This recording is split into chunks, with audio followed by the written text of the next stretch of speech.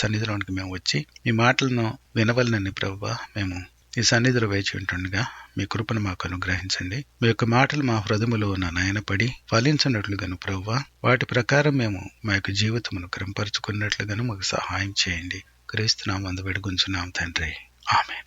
ఒక వ్యక్తి క్రీస్తు ప్రభు యొద్దకు వచ్చి ఆయనను సొంత రక్షకునిగా అంగీకరించి తన జీవితములో ఆయనతో కలిసి ముందుకు నడవాలని ఒక విశ్వాసిగా తన జీవితమును ప్రారంభించి ముందుకు నడుచుచున్నప్పుడు అనేక రకములైనటువంటి శ్రమలు, ఇరుకులు, ఇబ్బందులు ఇవన్నీ వస్తూ ఉంటాయి. ఎందుకంటే మనం నడిచేటువంటి మార్గము అందరూ నడిచేటువంటి సులువైనటువంటి మార్గం కాదు. మనం నడవలసినటువంటిది, మనము ప్రవేశించవలసినటువంటిది ఇరుకైనటువంటి మార్గము కనుక లోకస్తులు చేసినట్లుగా అన్ని విషయములలో మనం వారి వలె ఉండలేము. వారు చేసినటువంటి పనులన్నీ మనం చేయలేము. వారు చేసినట్లుగా అన్ని విషయములలో మనము చేయటానికి ఎన్నోసార్లు వీలు పడదు. కాబట్టి అనేక సార్లు ఇరుకులను, ఇబ్బందులను ఎదుర్కొంటూ ఉంటాం. ఈ సమయంలో మనకు కావలసినటువంటి అనేకమైనటువంటి దిద్దుబాట్లు, మనకు కావలసినటువంటి క్రీస్తు నుండి పొందవలసినటువంటి సహాయము, మనము డెవలప్ చేసుకునవలసినటువంటి లక్షణములు ఉన్నాయి. అవేంటో ఈ దినమందు కొద్దిగా చూద్దాం. హెబ్రీయులకు రాయబడినటువంటి పత్రిక 4వ అధ్యాయము 1వ వచనంలో ఈ విధంగా వ్రాయబడినది: ఆయన యొక్క విశ్రాంతిలో ప్రవేశించుదుమను వాగ్దానము ఇంకా నిలిచి ఉండగా మీలో ఎవడైనను ఒకవేళ ఆ వాగ్దానము పొందకుండా తప్పిపోవునేమో అని భయము కలిగి ఉందాము. ఇక్కడ ఏమని చెప్తున్నాడంటే భయమును కలిగి ఉండటం గురించి చెప్తున్నాడు. భయము అంటే ఏదో లోక సంబంధమైనటువంటి భయం కాదు, కానీ మనము దేవునిలో నిలిచి ఉండేలాగున దేవునికి భయపడేటువంటి వారంగా ఎల్లప్పుడూ ఉండవలసి ఉన్నది. ఈ విశ్వాస జీవితం అనేటువంటిది ఏదో ఒక దినం గడిపేసి ఆ తర్వాత ముగించేసేటువంటిది కాదు. కొన్నిసార్లు మనం చూస్తూ ఉంటాము, మనుషులు వారి భక్తికి సంబంధించినటువంటి దీక్షని చేస్తూ ఉంటారు. ఆ దీక్ష అనేటువంటిది అది కొద్ది వారముల పాటు లేకపోతే కొద్ది నెలల పాటు ఏదో చేస్తూ ఉంటారు. ఆ తర్వాత దాన్ని పక్కన పెట్టేస్తూ ఉంటారు. ఇక ఆ తర్వాత వారు ఏం చేసినప్పటికీ పర్వాలేదు, ఆ దీక్షలో ఉన్నంతసేపు మాత్రం అవి చేయకూడదండి, ఇవి చేయకూడదండి, లేకపోతే ఇవి చేయాలండి, అవి చేయాలండి, ఇలాంటి దీనిలో ఉంటూ ఉంటారు. సరే, ఆ దీక్ష చేసేటువంటి సమయంలో ఎంతవరకు కరెక్ట్గా ఉంటున్నారనేటువంటిది పక్కన పెట్టండి. సరే, ఆ దీక్ష జరిగేటువంటి కాలంలో కనుక వాళ్ళు కరెక్ట్గా ఉన్నట్లయితే వాళ్ళకి అన్ని రకములైనటువంటి మేలులు సంభవిస్తాయి అనేటువంటిది వారి యొక్క భావన. అయితే క్రైస్తవ జీవితంలో విశ్వాసిగా మనం నేర్చుకోవలసినటువంటిది ఏంటంటే ఇది ఒక దినము జరిగి అంతరించిపోయేటువంటిది కాదు. ఈ విశ్వాస జీవితం అనేటువంటిది ఒక పోరాటము. ఇది క్రీస్తు ప్రభు యొద్దకు నీవు వచ్చి నిలిచి ఆయనతో వాగ్దానం చేసి ఆయనతో కలిసి నడుచుటకు ప్రారంభించినటువంటి దినము నుండి నీవు చనిపోయేటువంటి దినం వరకును ఇది నిరాటంకంగా కొనసాగుతూనే ఉంటుంది.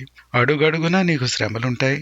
అడుగడుగునా నీవు నీ యొక్క సిలువను ఎత్తుకుని ప్రభువును వెంబడించవలసినటువంటి అవసరం ఉంటూ ఉంటుంది. ఈ విషయములన్నిటిలోనూ నీవు సజీవుడవై నిలచి ప్రభు నిమిత్తమై సైనికుడిగా పోరాడి విశ్వాసమును కాపాడుకుంటూ భయముతోనూ వణకుతోనూ నీవు నీ యొక్క జీవితమును, విశ్వాస జీవితమును కొనసాగించినట్లయితే అప్పుడు మాత్రమే ప్రభు ఇచ్చేటువంటి యొక్క విశ్వాస విశ్రాంతిలో నీవు పాలు పంపులు పొందగలిగినటువంటి వాడవై ఉంటావు. ఇక్కడ హెబ్రీయుల గ్రంథకర్త ఏమని చెప్తున్నాడంటే మనము భయమును కలిగి ఉంటేనే గాని, దేవుని యెడల భయభక్తులు కలిగి ఉంటేనే గాని, మనకి ఉన్నటువంటి చంచలమైనటువంటి బుద్ధిని తెలుసుకొని మనము ఏ సమయంలోనైనా సరే, ఎక్కడైనా సరే తప్పిపోగలిగినటువంటి ఆ యొక్క నేచర్ మనలో ఉన్నదని మనము గ్రహించితేనే గాని మనము ఆ విధంగా చేయకుండా దేవుని యందే నిలిచి ముందుకు సాగాలని అంటే దేవుని ఎడల భయభక్తులు అనేటువంటిది మనకు కావలసి ఉన్నది. ఆ భయమును గురించి ఇక్కడ ఆయన ప్రస్తావిస్తూ ఉన్నాడు. ఎంతో మంది ప్రారంభించినప్పుడు చాలా ఉత్సాహంగా ప్రారంభించినటువంటి వాళ్ళు ఆ తర్వాత కొద్ది కాలంలోనే వారు తమకున్నటువంటి ఆ యొక్క జీలంతా కూడా మర్చిపోయి తమకున్నటువంటి ఆ యొక్క విశ్వాసం అంతటిని పక్కన పెట్టేసేసి వారికి ఉన్నటువంటి ఆ యొక్క ప్రార్థన జీవితమును, ఆ యొక్క వాక్యం పట్ల ఉన్నటువంటి ఆ యొక్క తృష్ణను పక్కన పెట్టేసి వారు కొద్ది కాలంలోనే లోకంలో కలిసిపోయినట్లుగా మనం అనేక మందిని చూడవచ్చు. దేవుని యందలి భయము మాత్రమే నిన్ను నిరాటంకంగా దేవునితో కలిసి నడిచేటువంటి రీతిగా నిలిపి ఉంచగలదు. లోకంలో అనేకమైనటువంటి అభ్యంతరాలుంటాయి, లోకస్తులందరూ మరి ఒక మార్గమున వెళుతూ ఉంటారు. వారందరూ చిటికెలో తమ పనులను పూర్తి చేసుకొనుచు ఈ లోక సంబంధంగా తమకు ఉన్నటువంటి సమస్యలను తీర్చుకునేటువంటి వారుగా ఉంటారు. కానీ నీవు ఎంతో కాలం పోరాడవలసినటువంటి అవసరం ఉంటుంది. పోరాడినప్పటికీ నీవు గెలిచేటువంటి వాడుగా ఉంటావనేటువంటి నమ్మకం లేదు. అయితే వీటన్నిటిలోనూ దేవుడే నా ఆశ్రయము, నా దుర్గము అనేటువంటి ఒక భావనతో నీవు ముందుకు నడిచేటువంటి వాడుగా ఉంటావా లేదా అన్నటువంటిది ప్రశ్న. మనం ఎల్లప్పుడూ కూడా భయమును కలిగి దేవుని ఎడల మన యొక్క విశ్వాస జీవితమును కొనసాగించుకొనవలసి ఉన్నది. ఇదే విధంగా హెబ్రీయులకు రాసినటువంటి 4వ అధ్యాయము 11వ వచనంలో ఈ విధంగా వ్రాయబడి ఉన్నది. అవిధేయత వలన వారు పడిపోయినట్లుగా మనలో ఎవడనూ పడిపోకుండా ఆ విశ్రాంతిలో ప్రవేశించుటకు జాగ్రత్త పడుదము. ఈ వచనములో జాగ్రత్త గురించి చెప్తూ ఉన్నాడు. ముందు మనం చదివినటువంటి ఆ యొక్క వచనములో భయమును గురించి చెప్పాడు. ఇక్కడ జాగ్రత్తను గురించి చెప్తూ ఉన్నాడు. జాగ్రత్త అనేటువంటిది కనుక మనకి లేకపోయినట్లయితే మనము తొట్టిల్లేటువంటి వారంగా ఉంటూ ఉంటాము. మనము తెలిసి తెలియక కొన్ని తప్పిదములు చేస్తూ ఉంటాము. కొన్నిసార్లు తెలిసి కూడాను అది తప్పని తెలిసినప్పటికీ అదే మార్గంలో వెళ్లేందుకు దానిని ఎంచుకుని మన నిర్ణయమును తీసుకుని ఆ మార్గంలో వెళ్తాం అనేటువంటిది కొన్నిసార్లు జరుగుతూ ఉంటుంది. విశ్వాసిగా హృదయాంతరంగంలో మనకు పోరాటం ఉంటూ ఉంటుంది. దేనిని ఎంచుకొనవలసి ఉన్నది? ఎవరి మాటను మనం తీసుకొనవలసినది? దేవుని యొక్క మాటను మనం తీసుకొనవలన, లేకపోతే తల్లిదండ్రులు స్నేహితుల యొక్క మాటలను తీసుకుని వలన, దేవుని యొక్క వాక్యం చొప్పున మనం నడుచుకుని వలన, లేకపోతే లోకానుసారంగా మన యొక్క పద్ధతిని చక్కబెట్టుకుని వలన, ఈ విషయములలో మనం నిర్ణయం తీసుకునేటప్పుడు నీవు ఏ నిర్ణయం తీసుకుంటావు అనేటువంటిది నీకు ప్రభువుకు మధ్యనున్నటువంటి ఆ యొక్క సంబంధమును మీద, ప్రభువు పట్ల నీకున్నటువంటి ఆ యొక్క ప్రేమను బట్టి, నీవు తీసుకునేటువంటి యొక్క జాగ్రత్తను బట్టి ఆధారపడి ఉంటూ ఉంటుంది. ఈ విషయములలో మనము ఎల్లప్పుడూ మెలకువగలిగినటువంటి వారమై ఉంటేనే గాని దేవుని యొక్క విషయములలో అణుకోగలిగి మెలకువగలిగినటువంటి వారమై, జాగ్రత్త పడుచు భయం కలిగినటువంటి వారమై ఆయనకు విశ్రాంతిలోనికి ప్రవేశించజాలము. ఇక్కడ జాగ్రత్త అనేటువంటి పదం వాడబడినది. ఏ విధంగా మనము జాగ్రత్తగా విశ్వాస జీవితంలో ఉండగలము? మొట్టమొదటిది ప్రార్థన, ఒంటరి ప్రార్థన.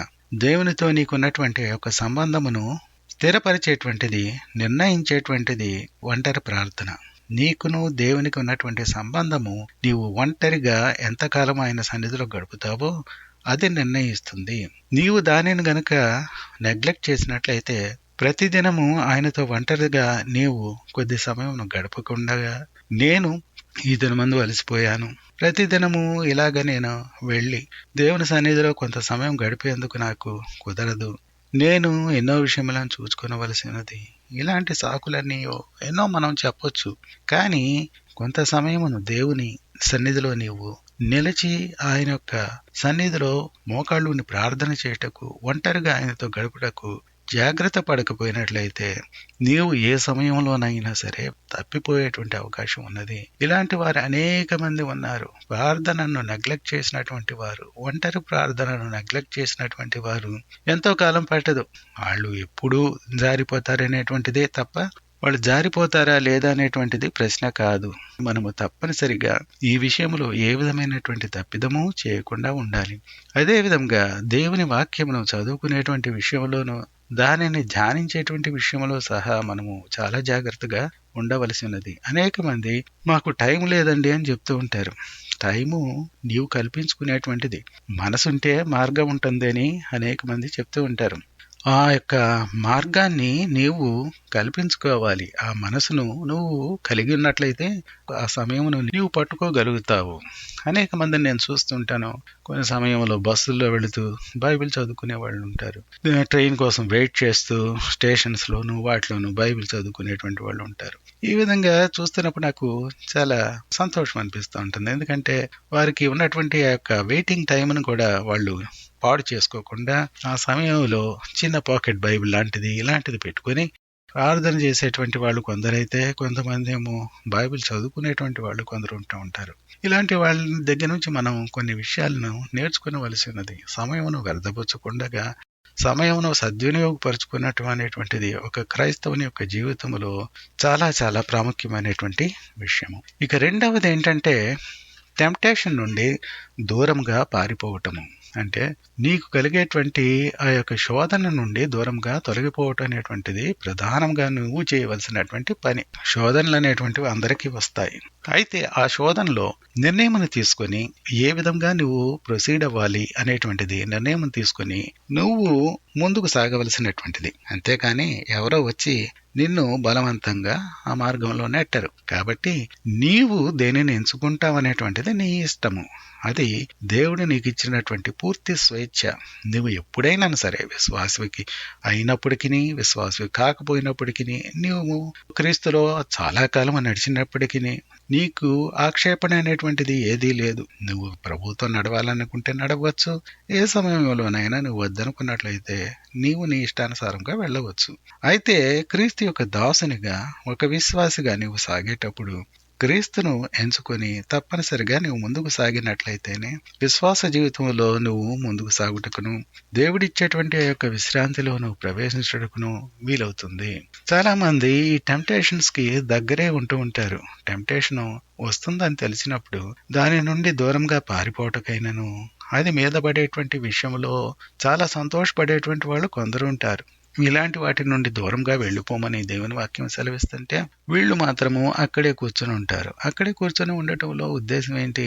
నీ హృదయాంతరంగంలో దానిని నీవు ఆశించేటువంటి వాడివిగా, దానిపై నీ కోరిక ఉన్నట్లుగా, దానికి నీవు మొగ్గు చూపేటువంటి వాడివిగా ఉన్నావన్నమాట. ఇలాంటి వాళ్ళు పడిపోవటం అనేటువంటిది చాలా సులువుగా పడిపోతారు.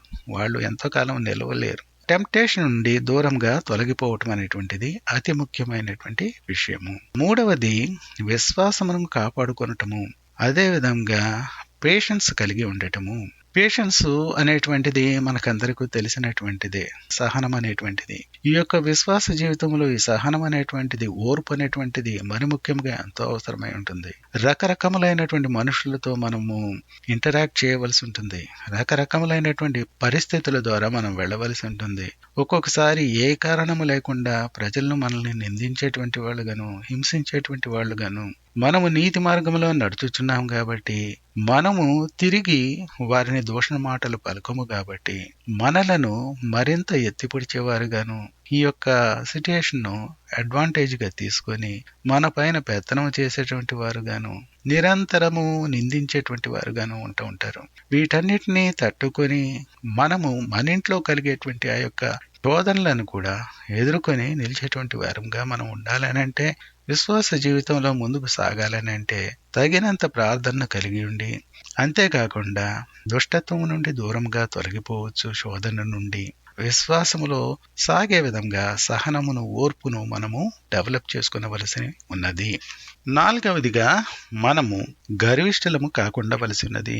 ఈ గర్విష్ఠులము అవటానికి కారణం ఏంటంటే ఓవర్ కాన్ఫిడెన్స్ అనేటువంటిది మనకి కొన్నిసార్లు రావచ్చు. అంటే మనకున్నటువంటి స్తోమత ఒకటైతే ఆ స్తోమత మరి ఎక్కువగా ఉన్నదని మనం అనుకోవటం అనమాట. ఒకవేళ ఈ యొక్క పరిస్థితి కనుక నీలో నాలో ఉన్నట్లయితే ఈ ఓవర్ కాన్ఫిడెన్స్ అనేటువంటిది కేర్లెస్నెస్ కి దారితీస్తుంది, అజాగ్రత్తకు దారితీస్తుంది. ఆ అజాగ్రత్త దేనికి దారితీస్తుందంటే గర్వమునకు దారితీస్తూ ఉంటుంది. ఇవన్నీ కూడా ఒకదాని నుండి మరొక దానికి వెళ్ళేటువంటి మార్గం అన్నమాట.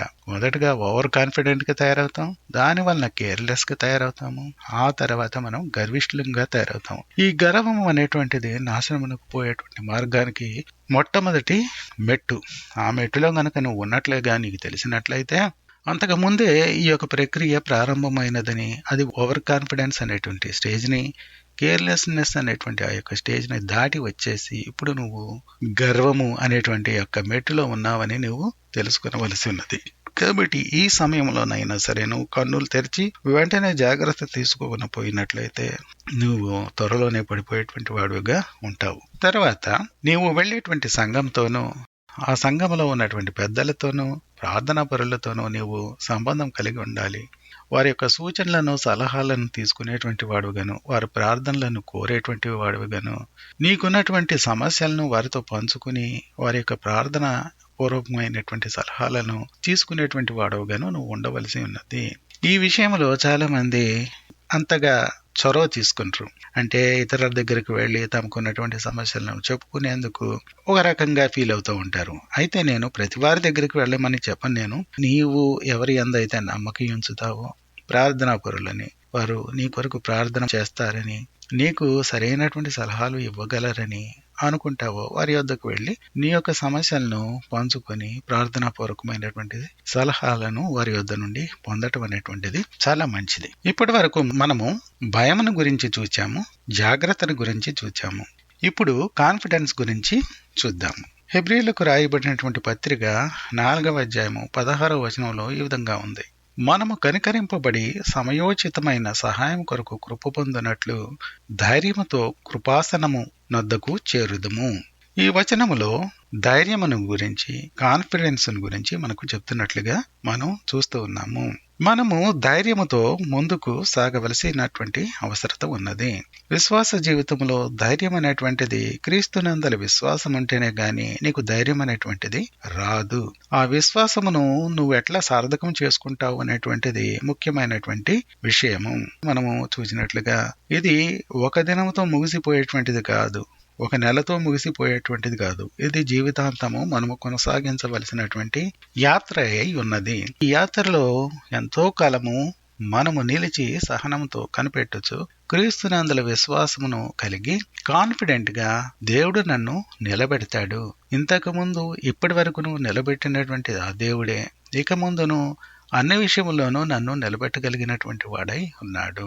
ఆయనకు నన్ను నేను అప్పగించుకున్నట్లయితే అన్ని విషయంలో ఆయన నా యొక్క అవసరతలను తీర్చగలిగినటువంటి వాడై ఉన్నాడు అని ఆ యొక్క కాన్ఫిడెన్స్ తో మనము ముందుకు సాగవలసినది.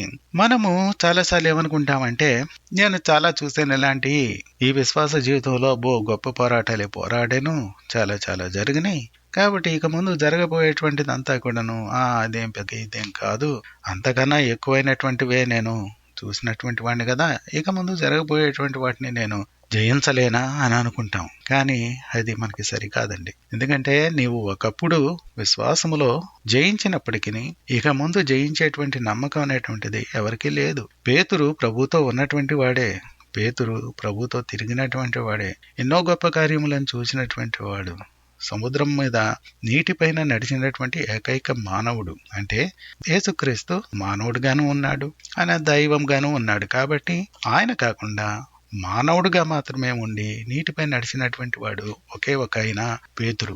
అయితే అంత గొప్ప కార్యమును, అంత గొప్ప అనుభవమును తను కలిగి ఉండినప్పటికీ తాను క్రీస్తు ప్రభు సిలువ వేయబడేటువంటి సమయంలో క్రీస్తుతో పాటు తాను నిలిచి ఉన్నానని చెప్పేందుకు తాను వెనకాడినాడు ప్రాణభయం చేత.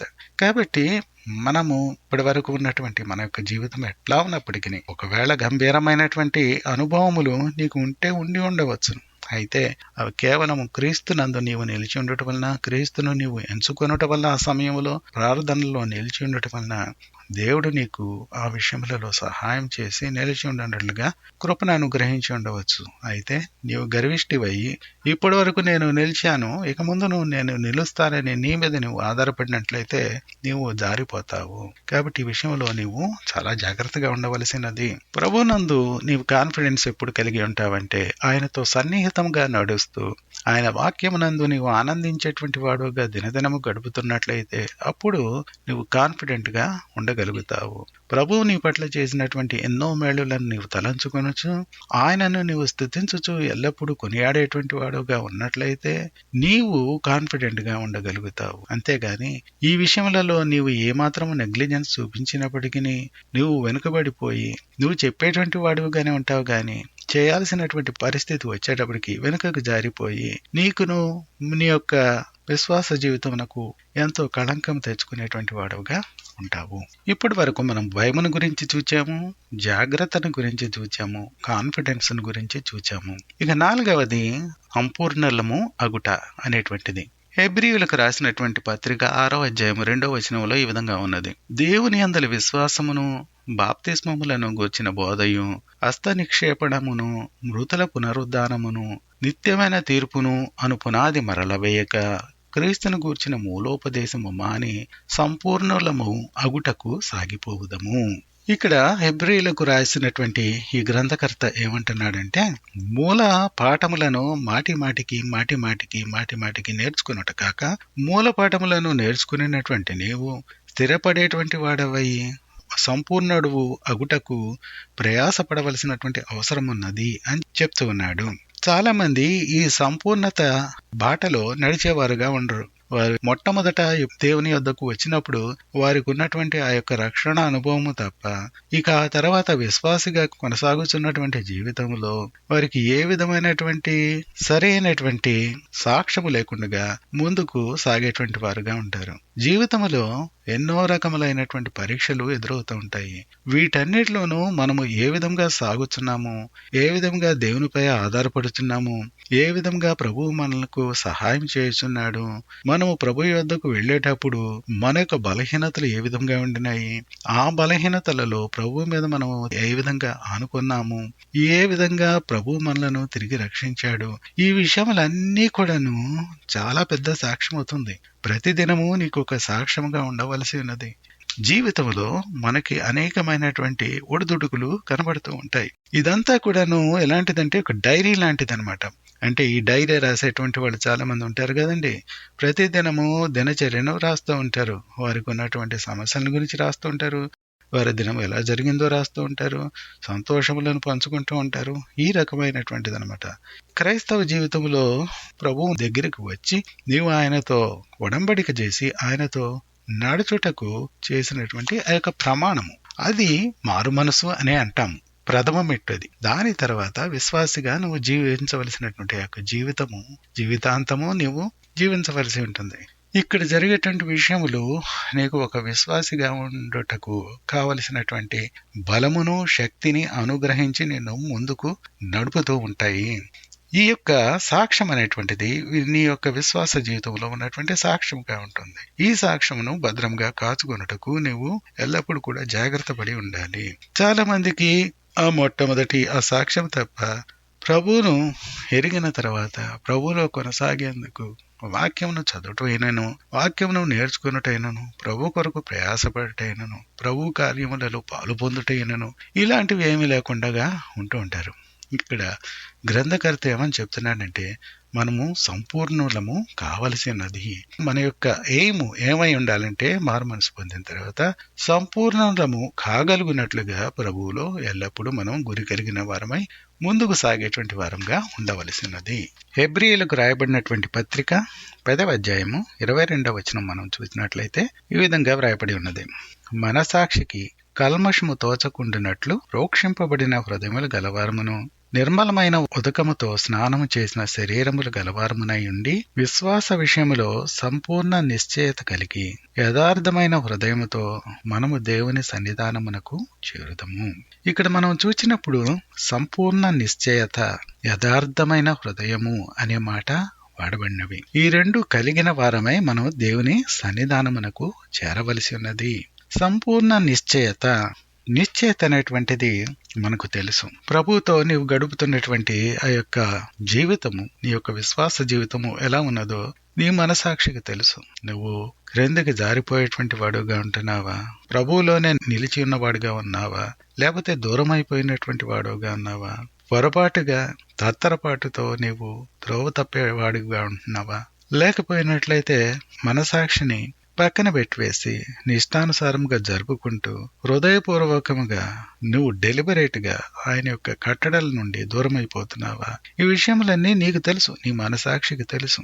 ఈ విషయంలో నీవు ఏ విధముగా తప్పిదము చేస్తున్నప్పటికీ, ప్రభు యొక్క చిత్తము నుండి దూరం అయిపోతున్నప్పటికీ నీ యొక్క మనసాక్షి నీకు చెప్తూ ఉంటుంది. ఆ సమయంలో నీకు సరైనటువంటి సంపూర్ణమైనటువంటి నిశ్చయత నీవు కలిగి ఉండవు. ఎందుకంటే ఆ సంపూర్ణ నిశ్చయత అనేటువంటిది ఎప్పుడు వస్తుందంటే, నీ మనసాక్షి నిన్ను గురించి సరైనటువంటి టెస్ట్ మనీ ఇచ్చినప్పుడు, నీవు సరైనటువంటి వాడుగా ఉన్నావు, నీ యొక్క ప్రవర్తన సరైనదిగా ఉన్నది అని అది జడ్జి చేసినప్పుడు అప్పుడు నీకు సంపూర్ణమైనటువంటి నిశ్చయత నీలో కలిగి ఉండగలుగుతావు.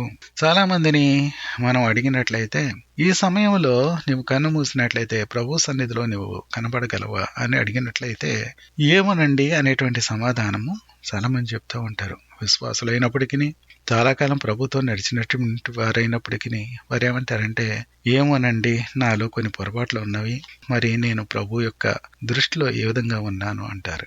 దానిని వెంటనే సరిచేసుకొనవలను అనేటువంటి గ్రహింపు వారికి ఉండదు. చాలాసార్లు అహంభావం వలన అవివేకం వలన దీనిని పోస్ట్ పోన్ చేయొచ్చు. మనుషుల మమ్ములను గురించి ఏమనుకుంటారో ఈ విషయములలో వారి దగ్గరకు వెళ్లి సమాధాన పడవలనని చూచినట్లయితే మనల్ని రేపటి నుండి ఏ విధంగా చూస్తారో ఈ విధంగా భావిస్తారే తప్ప తమ మనసాక్షిని భద్రంగా కాచుకొనవలనని దేవునికి ఇష్టలే బ్రతకవలనని సంపూర్ణ నిశ్చయత అన్ని సమయములలో కలిగి ఉండవలనని చాలా మంది ఆలోచించరు. అదే విధంగా యథార్థమైనటువంటి హృదయం అనేటువంటిది నీకు ఉన్నప్పుడు సంపూర్ణ నిశ్చయత నీకు ఆటోమేటిక్ గా కలిగి ఉంటావు. కాబట్టి ఈ సంపూర్ణ నిశ్చయత నీవు కలిగి ఉండాలంటే యథార్థమైనటువంటి హృదయము దేవుని దృష్టిలో నువ్వు కలిగి ఉండవలసినది. దేవుని దృష్టిలో నువ్వు యథార్థమైన హృదయంతో ప్రవర్తించేటువంటి వాడమైనట్లయితే మనుషుల యొక్క దృష్టిలో కూడాను వారు తప్పుగా నిన్ను భావించవచ్చు, కానీ నీ మనసాక్షి ప్రకారము నీవు వారి పట్ల సరైనటువంటి విధంగా దేవుని చిత్తానుసారంగా దేవుని వాక్యానుసారంగా ప్రవర్తించేటువంటి వాడవని, వారి పట్ల నువ్వు మేలైనటువంటిది మాత్రమే ఆలోచించేటువంటి వాడుగా ఉన్నావని నీ మనసాక్షి నిన్ను గురించి సాక్ష్యం ఇచ్చేదిగా ఉంటుంది. ఈ విధమైనటువంటి సంపూర్ణ నిశ్చయత యథార్థమైన హృదయమును మనం కలిగినటువంటి వారమై దేవుని సన్నిధానమునకు చేరున్నట్లుగా మన ప్రార్థన జీవితమును మన భక్తి జీవితమును ప్రభువు మనకు దయచేయనట్లుగా మనము మనలను చక్కబెట్టుకొనవలసి ఉన్నది. హెబ్రీయులకు రాయబడినటువంటి పత్రిక 10వ అధ్యాయం 23వ వచనంలో మనం చూసినప్పుడు వాగ్దానము చేసిన వాడు నమ్మతగిన వాడు గనుక మన నిరీక్షణ విషయమే మనం ఒప్పుకొనినది నిశ్చలముగా పట్టుకొందము అని వ్రాయబడి ఉన్నది. ఇక్కడ నిశ్చలము అనే మాట వ్రాయబడినది.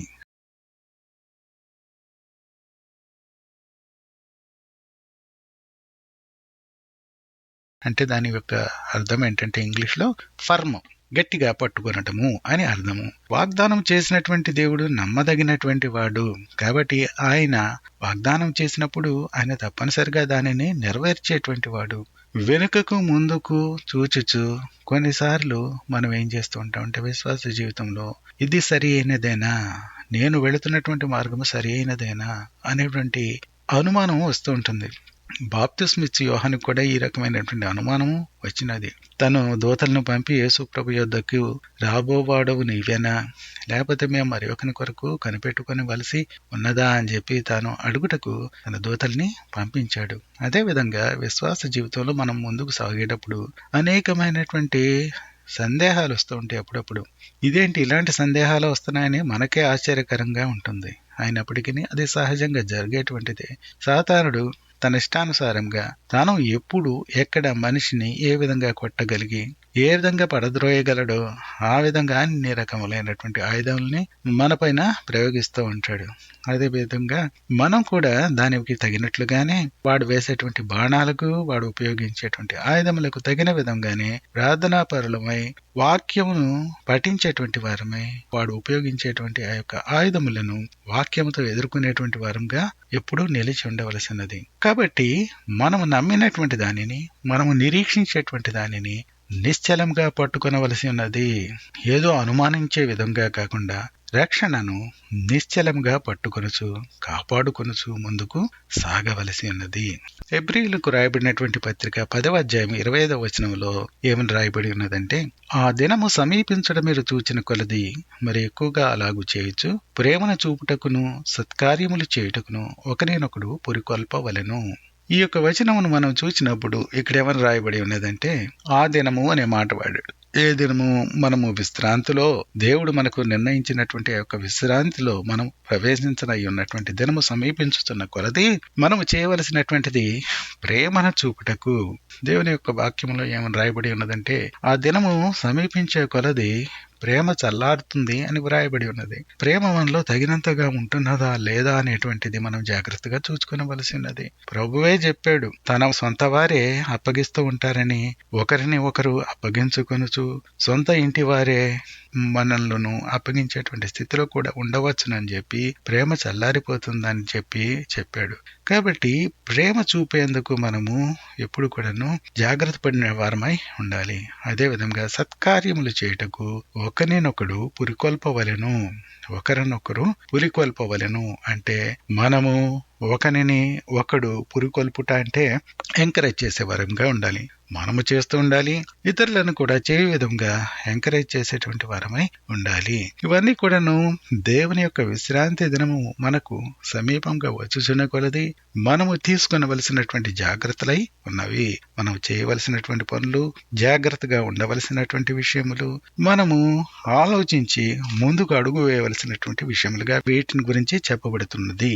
మొదటగా భయమును గురించి చెప్పబడినది, రెండవదిగా జాగ్రత్త గురించి చెప్పబడినది, మూడవదిగా కాన్ఫిడెన్స్ గురించి చెప్పబడినది, నాలుగవది సంపూర్ణలము అగుటకు జాగ్రత్త పడటం గురించి చెప్పబడినది, ఐదవదిగా యథార్థమైన హృదయమును గురించి, దేవుని సన్నిధానమును గురించి చెప్పబడినది, అదేవిధంగా నిశ్చలముగా ఫర్మ్గా దేవుని యొక్క సన్నిధిలో నిలిచి ఉండటం గురించి చెప్పబడినది. తర్వాత చివరిదిగా ప్రేమను చూపుటకును సత్కార్యములు చేయుటకును ఒకరినొకడు పురికొల్పవలనని చెప్పబడినది. ఈ విషయములన్నిటిలోనూ మనలను మనం జాగ్రత్త చేసుకొనచ్చు, భద్రపరచుకొనచ్చు, మనలను మనం జాగ్రత్తగా ప్రభు యొక్క వెలుగులో చూచుకొనచ్చు, తగిన విధంగా మనం ఉన్నామా లేదా అనేటువంటి విషయములను పరికించుకొని దేవుని యొక్క సన్నిధిలో ముందుకు సాగేటువంటి వారంగా మనం ఉండవలసినది. చిన్న ప్రార్థన చేసుకుందామండి. దయమాడి విన్న తండ్రి, ఉదయకాలం ముందు మీ పరిశుద్ధమైన సన్నిధికి మేము వచ్చి ఉండగా మీరే మాకు కావలసినటువంటి సహాయం దయచేయము తండ్రి.